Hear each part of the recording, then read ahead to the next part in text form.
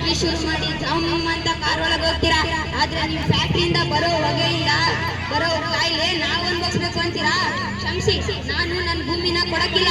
ಅನ್ನ ಕೊಡೋ ಭೂಮಿನ ಮಾರ್ಕೊಳ್ಳೋದು ಒಂದೇ, ಎತ್ತೋರದಕ್ಕೆ ಚೂರಿ ಬಡಿಯೋದು ಒಂದೇ. ಇರಿ ಇರಿ ಇರಿ ಬುದ್ಧಿ ಹಳ್ಳಿದಲ್ಲಿ ಏ ಮಲ್ಲಮ್ಮ, ಒಳ್ಳೆ ಮೂರ್ಖನಿಗೆ ಮಾತಾಡಬೇಡ. ನಿನ್ ಮನೆ ಬಾಗಿಲಿಗೆ ಬಂದು ಕುತ್ಕೊಂತೀರ ಅಂತಿದ್ರೆ ಒಳ್ಳೆ ಅವ್ವ ಅವ್ವ ಅಂತ ಹೊಡ್ಕೊಂತಿದೀಯಲ್ಲ.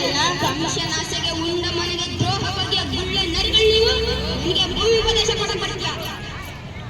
ಇನ್ನೊಂದ್ಸಲ ಯೋಚನೆ ಮಾಡು ಮಲ್ಲಣ್ಣ, ಇದು ಊರಿಗೆ ಬಂದಿರೋ ಒಂದು ಒಳ್ಳೆ ಅವಕಾಶ. ನಾವೇನಾದ್ರೂ ಮಾಡಿ ಇನ್ನೊಂದು ಫ್ಯಾಕ್ಟ್ರಿ ಶುರು ಮಾಡಿದ್ರೆ ನಿಮ್ಮೂರಿನ ರೂಪುರೇಷಣೆ ಬದಲಾಗೋಗುತ್ತೆ, ನಿಮ್ಮೂರಿಗೆ ಬ್ರ್ಯಾಂಡ್ ಬರುತ್ತೆ. ನಿಮ್ಗೆ ನಮ್ಮೂರಿಗೆ ಬರೋಕ್ ಅವಕಾಶ ಮಾಡ್ಕೊಡ್ತೀವಿ, ನಾವೇ ಊರು ಬಿಡ್ಬೇಕು ಅಲ್ವಾ? ಏನೋ ಪಾಪ ಬಡವರು ಸಮಾಧಾನದಿಂದ ಮಾತಾಡೋಣ ಅಂತ ಇಲ್ಲಿವರೆಗೂ ಬಂದು ನೀವೇನಾದ್ರೂ ಭೂಮಿ ಕೊಡಲಿಲ್ಲ ಅಂದ್ರೆ ಅದ್ನೇ ಕಿತ್ಕೋಬೇಕಂತ ನನಗೆ ಚೆನ್ನಾಗಿ ಗೊತ್ತು. ಊರಿನ ಇದ್ದಾಗ ನೀನು ಹಾಳಾಗೋಗ ಈ ಸರ್ಕಾರನೇ ನನ್ನ ಕೈ ಕೆಳಗಿದೆ. ಎಲ್ಲ ಬಂದ್ಬಿಡ್ತಾರೆ.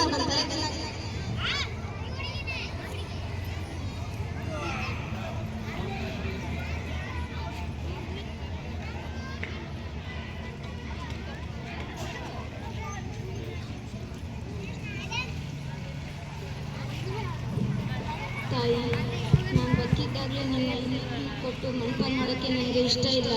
ನನ್ನಲ್ಲೇ ಬದುಕೋಕ್ಕೆ ಶಕ್ತಿ ಇಲ್ಲ. ನನ್ನ ಹೆಂಗೆ ಕಾಪಾಡ್ಕೊಳ್ಳಿ ತಾಯಿ, ನನ್ನನ್ನು ಕ್ಷಮಿಸ್ಬಿಡಿ. ನಿಲ್ಲು ಕಂದ, ಸಾಯ್ಬೇಕಾಗಿರೋದು ನೀನಲ್ಲ. ಯಾರು ಯಾರು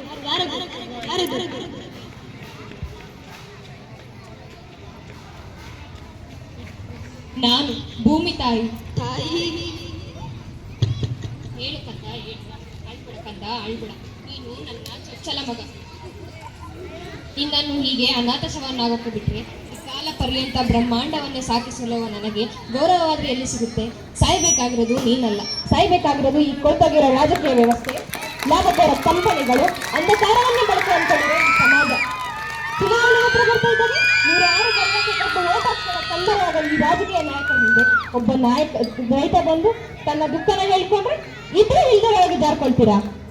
ನಿಮ್ಮ ಸ್ವಾರ್ಥಕ್ಕಾಗಿ ಅನ್ನ ಕೊಡೋ ನೆಲನ, ಕೆರೆ ಕಟ್ಟೆ ಬಟ್ಟನ್ನ ಒಡೆದು ಮರುಭೂಮಿನ ಸೃಷ್ಟಿ ಮಾಡಿದ್ದೀರಾ. ಇದೆಲ್ಲ ಶಾಶ್ವತ ಅಲ್ಲ ಅಂತ ಗೊತ್ತಿದ್ದು ನಿಮ್ಮ ಅಂತ್ಯವನ್ನು ನೀವೇ ಆಹ್ವಾನ ಮಾಡ್ಕೊಳ್ತಿದ್ದೀರಾ.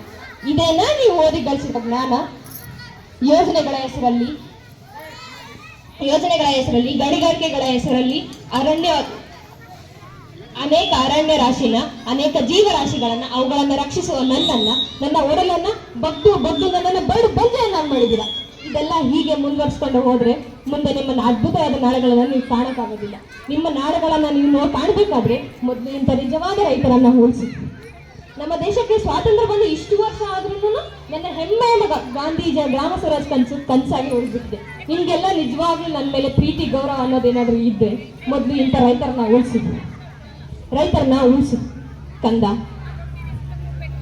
ನನ್ನನ್ನು ನಂಬು. ನೀನು ದಿನದ ಬಹುತೇಕ ಸಮಯವನ್ನು ಭೂಮಿ ತಾಯಿ ಕೆಲಸಕ್ಕಾಗಿ ಮೀಸಲಿಡು. ಸಮಯ ವ್ಯರ್ಥ ಮಾಡುವವರ ಸವಾಸ ಮಾಡಬೇಡ. ಕಾಯಕವೇ ಕೈಲಾಸ, ಕೈ ಕೆಸರಾದ ಬಾಯಿ ಮೊಸರು ಅನ್ನೋ ಬಸವಣ್ಣವರ ತತ್ವಕ್ಕೆ ಬದ್ಧನಾಗಿ. ಜೈ ಜವಾನ್, ಜೈ ಕಿಸಾನ್.